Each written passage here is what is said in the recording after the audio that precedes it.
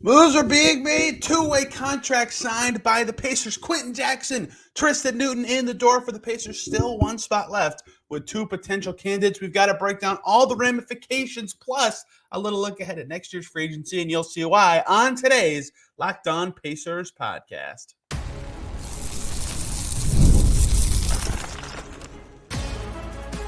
You are Locked On Pacers, your daily Indiana Pacers podcast, part of the Locked On Podcast Network, your team every day. What up, y'all? Happy Monday. Hope you had a great weekend, and welcome into another edition of the Locked On Pacers podcast, where we, of course, talk about the Indiana Pacers. As always, my name's Tony East. I cover the team for Forbes and SI, and today we have a lot to talk about, especially relating to two-way contracts, because that is the buzz around the Pacers right now as they fill out the back of their roster. They used two of their three two-way deals over the weekend. Two guards in the door, two bigs in there, still floating out in the space. What's going on? Have they made the right choices? Who should be in the door for the Pacers? And then at the end of this show, we'll talk about next year's cap space, and you'll see why it matters when we get there. But some scary stuff going on around the league if you're the Pacers, potentially, in terms of cap space elsewhere. But we start with the news of the weekend. Friday, it snuck on in that Quenton Jackson re-signed with the Indiana Pacers on a two-way contract. Remember, we talked about here, and as you've heard in many places, he was a restricted free agent, which means before free agency, the Pacers sent him a qualifying offer, which his qualifying offer is just a two-way contract, right? So he was a restricted free agent who could match anywhere, but if he signed the qualifying offer, he would just get another two-way, and there's only $77.5 thousand of that two-way was guaranteed. So the Pacers could have just waived him anytime. If he signed it, it doesn't matter now, though.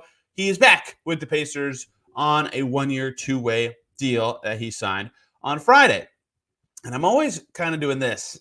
You can't see me if you're not watching on YouTube, but I had one eyebrow raised. When a signing hits the NBA transaction log and there's no leak to a Woj or a Shams and there's no press release, it's like, why? Why did this get through so sneakily? Well, the reason was because on Saturday, it became a joint press release. 2 in 1, Tristen Newton also on it. Tristen Newton also signing a two-way contract with the Pacers. If, again, you've listened to the show a lot, that was my prediction, because usually guys drafted after a certain point in the draft, unless they get picked somewhere that is really strapped to fill out their roster with cheap talent, you're getting a two-way. If you get drafted late in the second round, 49 as well after that, as seen with Kendall Brown last year, as seen with Isaiah Wong last year, they pick Tristen Newton 49, and he gets a two-way because he had the least impressive summer league of their draft picks. So Tristen Newton made all the sense in the world to everyone to be on the team. They just drafted him. Okay, we'll talk about him more going forward. Quenton Jackson caught some people by surprise. Let's talk about both of these guys, right? Quenton Jackson was awesome for the Mad Ants last year, and that a lot of you will say, whatever, it's the Mad Ants. But he could score like crazy, and he was very efficient at the rim, and he can get to the rim whenever, right? Even if in his Pacers minutes, I think he had 3 drives in his 3 appearances, and they were all garbage time. He just like blurs past people to the basket. And I would point everyone to that final summer league game to see the what Quenton Jackson does that is enticing game, because no one could guard him in that game, right? He was 9 for 12. He made threes. He got to the basket, and he finished there and had good passes. And between that and the game before, I think they played Denver, he was defending. Like, he was stealing, he was swiping, he was pressuring full court and making plays out of that reality. I wouldn't consider him a great or good defender right now, but again, the framework of an athletic, bursty, with the ball kind of guard is something that makes sense with what the Pacers do, how they play, right? And so if you go back to our Summer League breakdown podcast with Kalen, where we go in depth on every player that, for lack of a better term, matter, right? They're in the Pacers orbit, whether they were a draft pick, whether they're a restricted free agent, played for the team last year, whatever.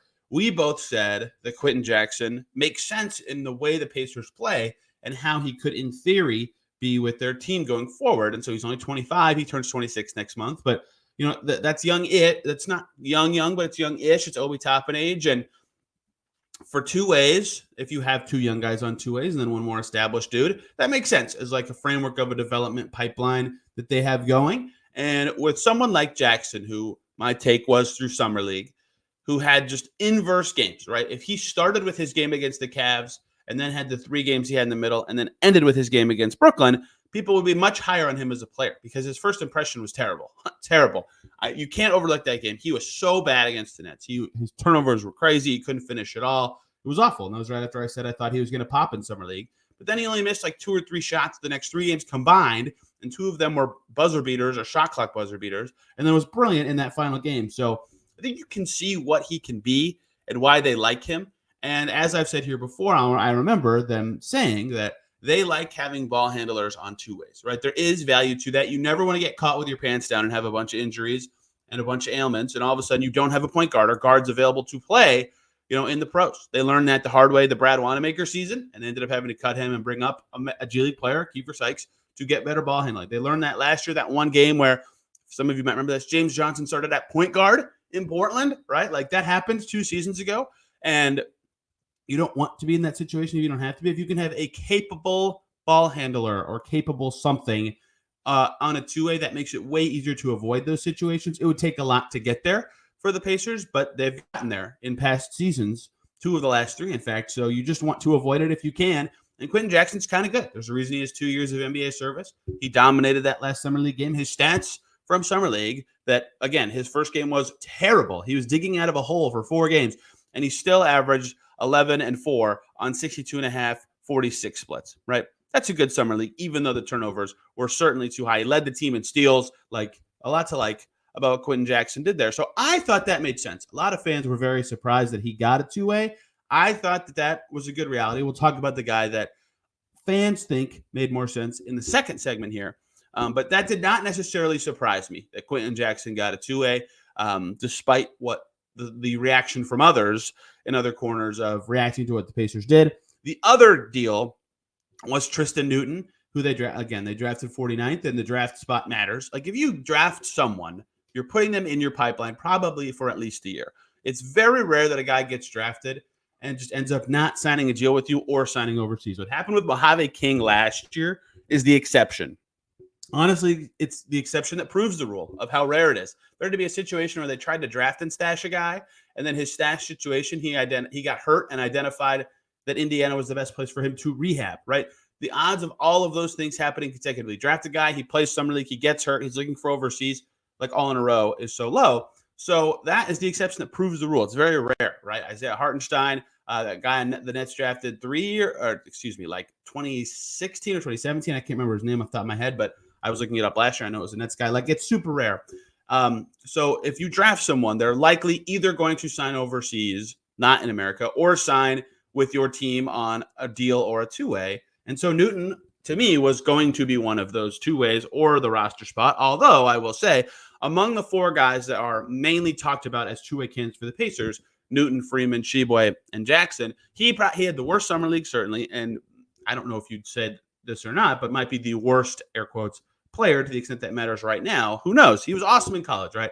That's what made his Summer League so perplexing to me. He was like a do-it-all 6'5" guard in college, right? Those guys typically look good in the summer sessions, and he couldn't make anything. His open threes didn't fall. He didn't finish in the paint. He got to the line a bunch, which saved his efficiency, right? He actually ended up averaging more points per game than shots per game, which is remarkable because he shot 20% from the field, and that says everything about how often he got to the foul line, right? I wrote this in my story, but only 2 players in all of Summer League, all 30 teams, who played less than 22 minutes per game, got to the foul line more than 5.5 times per game. And it was Newton and Moses Brown, who was like an actual NBA veteran, who was playing for the Lakers. So like he did that at a very high level. And so the rest of the game could, in theory, catch up. Like his rebounding was fine. And of course, he was awesome at UConn in 2 different systems. So it's fair to like view that as an outlier. But the only NBA sample that anyone has was he couldn't finish plays at all, and his passing was too jittery. Like sometimes he had some nice ones among tall trees, but it wasn't great. So 2-way makes sense for him. Develop him, use the Mad Ants to have that tool be a thing and see what that can be, right? Try the same thing they tried with Isaiah Wong last year, except Newton is much more point guard refined than Wong was entering the season, and then see what you can get out of him there. See if he's something you want to keep investing in, if he looks awesome, like he did at UConn sometimes, right? A lot of people who really love the draft think Tristen Newton's pretty good. And his Summer League was certainly decidedly not good. But we will see where this goes. I thought for sure he was, after Summer League was done, he was not a roster spot guy. He was a 2-way lock, and there it is. But hey, there's still 2 guys hanging out there. I haven't mentioned Enrique Freeman. Oscar Tshiebwe still in the something floating out there. What's the deal with them? Let's get to that next here on Locked On Pacers. Before we do that, though, we have to talk about Game Time, an authorized ticket marketplace of Major League Baseball that makes getting tickets faster and easier. Prices in the Game Time app actually go down the closer it gets to the first pitch because they have killer last-minute deals, all-in prices, views from your seat, and their lowest price guarantee. Game Time takes all the guesswork out of buying MLB tickets. It is so easy to get what you want on the Game Time app. They have priority last-minute deals. Save up to 60% buying last-minute tickets for sports, comedy, concerts, and theater. They have zone deals, flash deals, all in pricing. A feature you can toggle to see your total up front, so you have no surprise fees at checkout, which is awesome. The panoramic view of your seat on the app is spot on.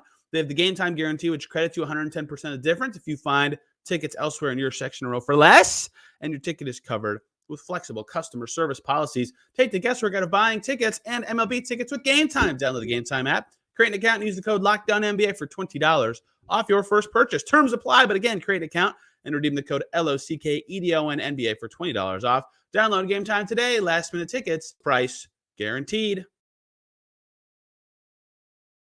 Back here on Locked On Pacers, thanks for making us your first listen today and every single day, part of the Locked On Podcast Network, your team every single day. Your second listen, not a lot going on in the league right now. EJ Liddell for David Roddy, a trade over the weekend. That one was interesting, I suppose. Locked On Suns and Locked On Hawks for that. And then the Hawks signed Tyus Jones to a minimum. Insane signing for them. That's going to be awesome. They needed someone like that. Monte Morris probably not very happy that he signed a minimum there too, but that's okay. The Suns have a legit good 10-man rotation now. Brendan Clean, Locked On Suns should be your second listen. Here in Locked On Pacers land, no minimum signings of players of that caliber. Instead, we're talking about two ways, and in this segment specifically, guys who have not yet or may not sign two ways. You can all do math and count. 15 roster spots are accounted for. One of them is Kendall Brown, and he will be brought up in this segment.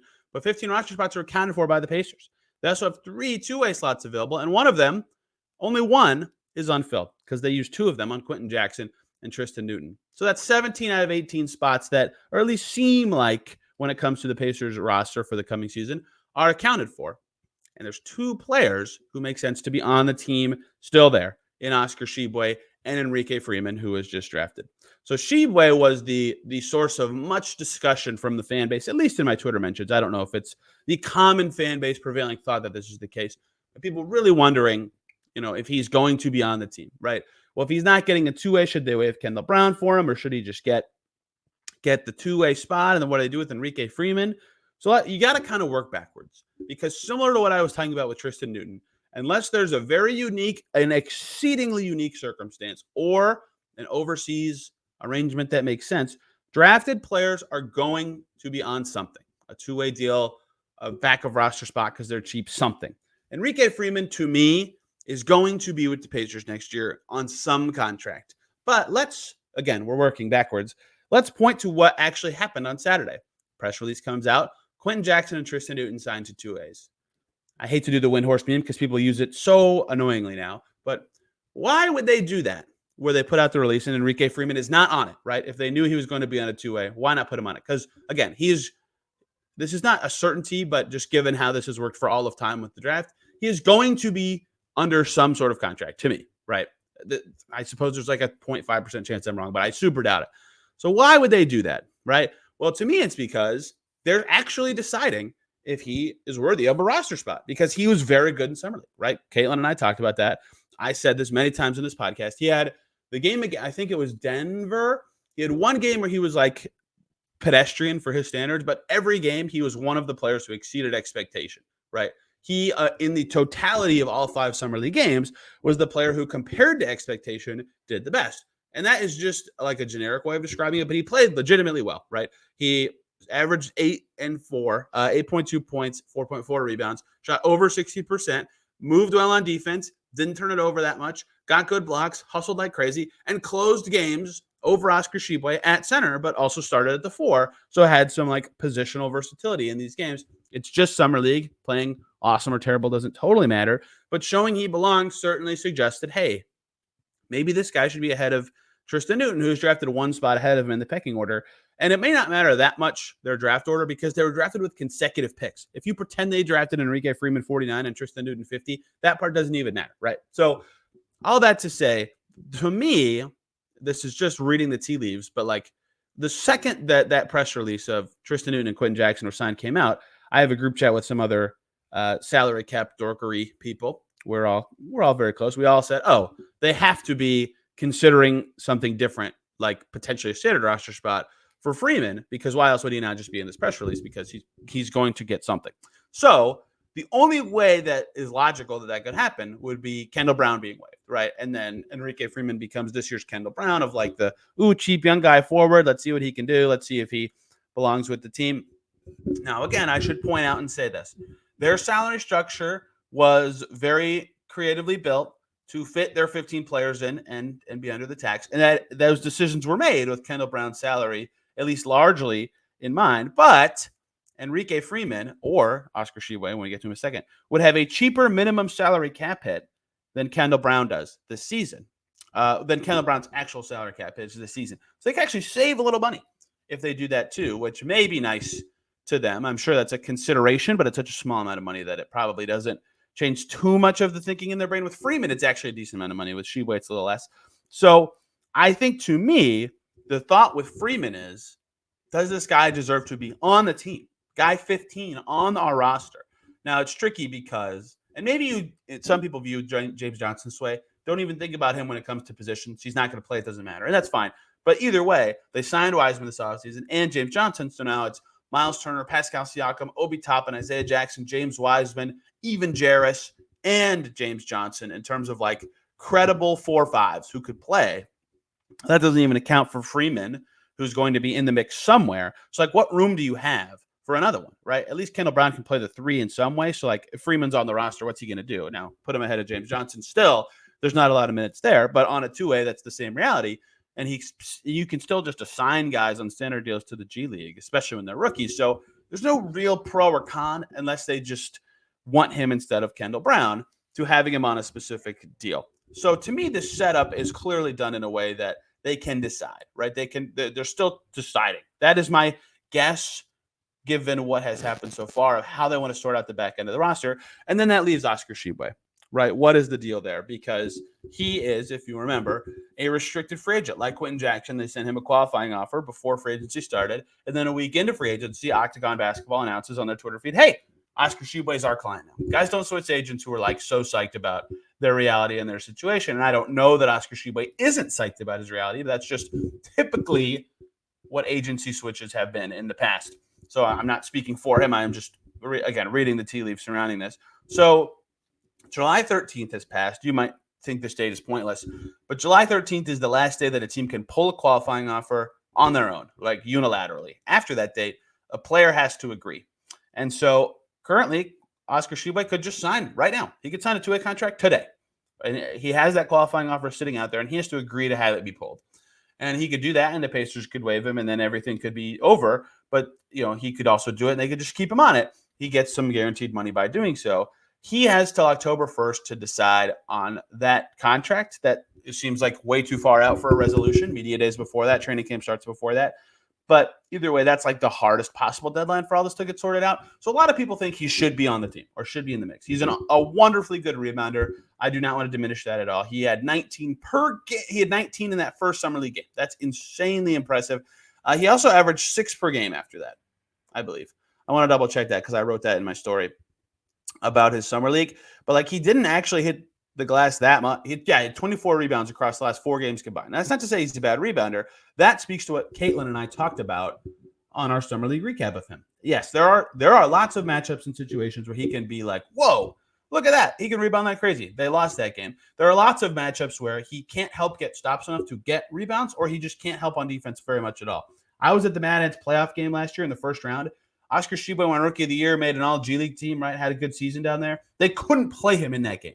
They could not have him on the floor, right? The blue coats just spread him out, and he couldn't do anything. And I don't mean this to say he's a bad player. Oscar Tshiebwe was great for the Mad Ants last year. Wonderful player. I'm pointing out these specific limitations to say this is potentially why him being a shoo-in, as everybody's suggesting, he should be a shoo-in for the 2As. That should not be the thought. He should not be thought of as a shoo-in for a spot on the Pacers at this stage. And again, he switched agents. So, yeah, if he's willing to come back, maybe the Pacers just say, we waive Kendall Brown, we bring Enrique Freeman into his spot, and then Oscar gets the last 2-way slot, right? Maybe that's a way that everybody who thinks Tshiebwe is awesome is satisfied. And again, he is a very good rebounder and a good player. He was a G League All-Star for a reason, right? But he does have certain limitations in a very deep position for the Pacers. Now, it could also be the situation where it's Kendall Brown is waived and Oscar Tshiebwe is the 15th guy and Enrique Freeman gets a 2-way. And it could be a situation where Oscar Tshiebwe says, I want to look for opportunities somewhere else because I think I'm worth more than a 2-way and you guys have kept me in this spot for a long time. I don't know what anyone's thinking. I'm just thinking about what I'm positing what could be reality for all these moving parts and players who have certain considerations, right? So I'm not saying Oscar Tshiebwe isn't good. I'm saying I'm lower on him than the fan base, who's very much like, why is he not in the mix? Why is he not, with a spot? But the fact that he is a restricted free agent means he's not out of the orbit. It's not out of the realm of possibility that he is back with the team. But Kendall Brown's kind of the swing, right? Because they only have one 2-way slot, and if one of them is earmarked for Freeman, and that might not even be the case, if Kendall Brown is waived, then both of those guys can stick, and I think both of them had better summers than Kendall Brown, certainly. Summer League should not be the deciding factor, but that could be a factor. And if they keep Kendall Brown, then likely only one of them can stay. There's no real reason for a specific date to be the end of this discussion and thinking, right? It could be any time before, I guess October 1st would be the hard end of this, but camp would in theory be the end of this because, if they want to see Kendall Brown in camp, they would not waive him then. And there's an option out there that is they sign Enrique Freeman to an Exhibit 10 contract, which can be converted to a 2-way and is a 1-year minimum salary agreement. And then they also have Tshiebwe on a 2-way, and then they just figure it out. They're all in camp, and they let camp be the deciding factor. But if you're Enrique Freeman, you're probably like, no, I don't want to do that. I do not want to take that a 1-year contract with your team. And he probably would say no to such a reality. So this is kind of up in the air. There's no real awful path to me, right? They're all fine choices. If I were making the decision, I'll be the take guy for once. If I were making a decision and if Oscar Tshiebwe is amenable to a 2-way, I would waive Kendall Brown, put Freeman on a random 4-year contract where it's none of it's guaranteed basically besides the first year, and then give Tshiebwe a 2-way. That's what I would do as the Pacers, I think. But I understand if Tshiebwe wants to be somewhere else, then that complicates things. And if you don't know what you want to do with Freeman specifically, that complicates things. We'll see. And you know what? We'll break it down when it happens here on the Locked On Pacers podcast. Let's close this out by looking ahead at next year for just a second. I want to explain why. We talked about the Pacers' reality next year with Jozy Goslin earlier this month. I want to look at other teams for just a second, and you'll see why, because it very much matters when you think about other Pacers players who could be free agents next year.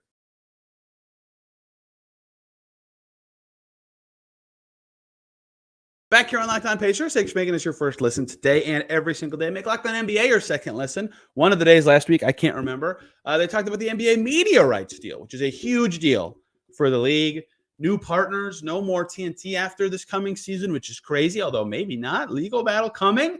At Locked On NBA will break that all down. But Amazon, NBC, and of course the Disney, ABC, ESPN bundle.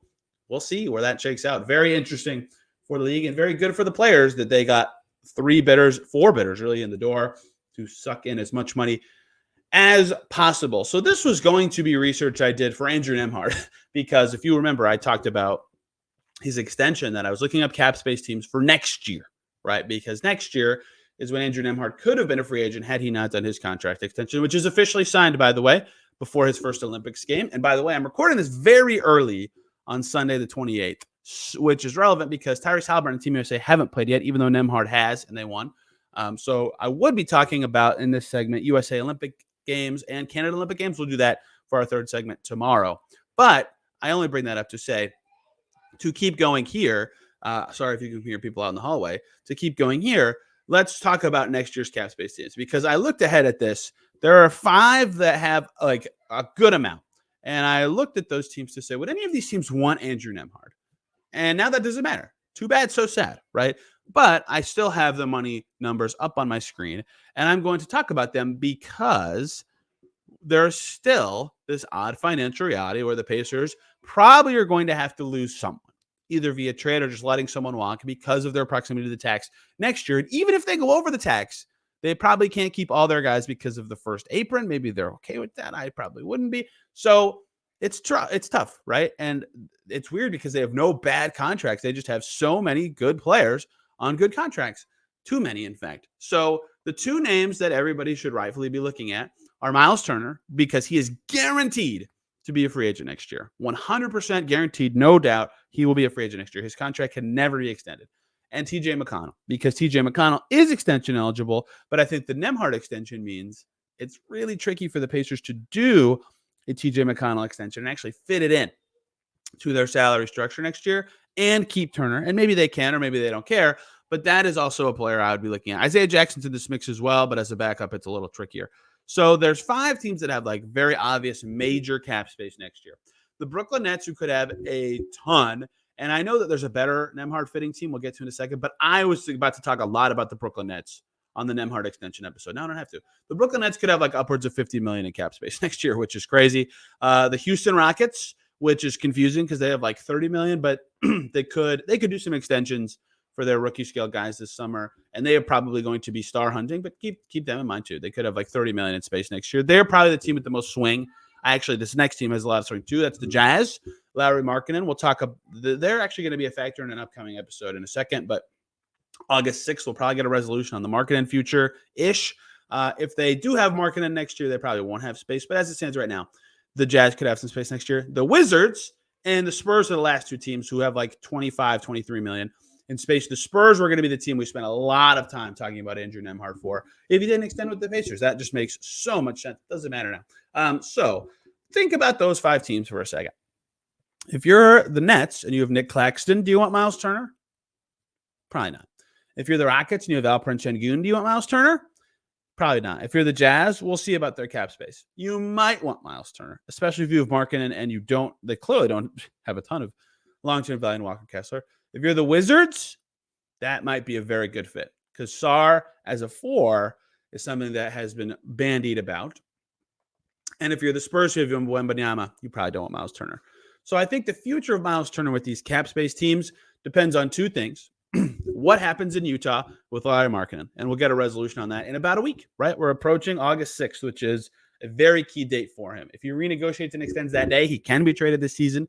If he doesn't, he can't, unless he doesn't renegotiate and extend, that he could be traded, but then he's traded on a contract that's harder to lengthen. So his value is less.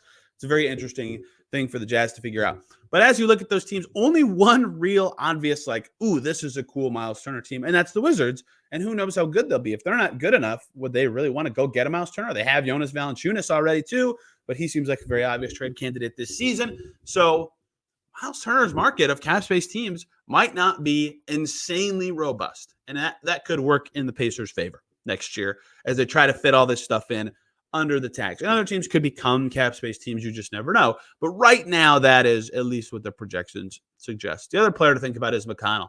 Think about those same teams. But there's a difference here in that he is a reserve. And I don't mean that in a negative way. He's like the best backup point guard in the league. At least last year was pretty close. And now if you look at this crew, any of them teams could use him, right? The Nets, the I guess the Rockets have a lot of guards already. Maybe not Houston, but I mean, the Jazz have been looking at guards for forever on the trade market, and they don't have like good setup men. They have like good scoring guards. And the Wizards, every young team wants that distributor to help their young guys, and that's why Tyus Jones was valuable to them. And the Spurs clearly want point guards. Like they're probably going to have Trey Jones be their backup again next year, and then who knows? So McConnell could actually have a pretty robust market next year. Keep that in mind. He is extension eligible, but if you're his agency, if he has another good season, you're probably thinking like, whoa, I could get some serious dough from one of these cap teams. And he's probably in the MLE range too, where lots of contenders could afford him if they really wanted to go after him. So Myles Turner certainly is in more than the MLE range. And so that's why next year's cap space matters, in that it's kind of tight and it's among teams with very specific needs. So keep an eye on the Wizards for Turner, and McConnell could be an in-demand guy with a good season. And that stuff is going to matter for the Pacers as they make tough decisions with their finances within a year. And the same things apply with Isaiah Jackson, I suppose, on a lower level, unless he's incredible this season and that there's not a lot of center-bound teams there. But if he's a reserve 5, there are more roles available to him. But cheapo restricted free agents typically have a tough time on the market anyways. That is the latest in Pacerland with the two-ways and with next year's space. Tomorrow, I'll be back home, presumably, talking about a couple things. One, we're going to talk about extensions the Pacers can still do in deep dives for a whole segment on TJ McConnell, who we just talked about here, and a full segment on Isaiah Jackson. They are the only two guys who are extension eligible for the Pacers for the rest of this offseason. We'll talk about all those things. In the third segment, we'll talk about game one of the Olympics for Andrew Nembhard and Tyrese Haliburton, who once again play in the middle of this week. So lots of stuff coming from them, from Olympic play, and then we'll get guests going as I get back home from this trip. Hope you guys enjoyed today's show and had a wonderful weekend. If you have questions or think I said something dumb, Tony R. East on Twitter is the way to go to contact me for that stuff. And the show is there at Locked On Pacers. Or if you're watching on YouTube and you can see that I'm not at my normal home setup, just comment down below. I read those, and we'll find a way to get back to you if it seems like you actually want to have a discussion. Thank you guys a ton for listening today. Hope you're having a good one. We will be back and see you tomorrow.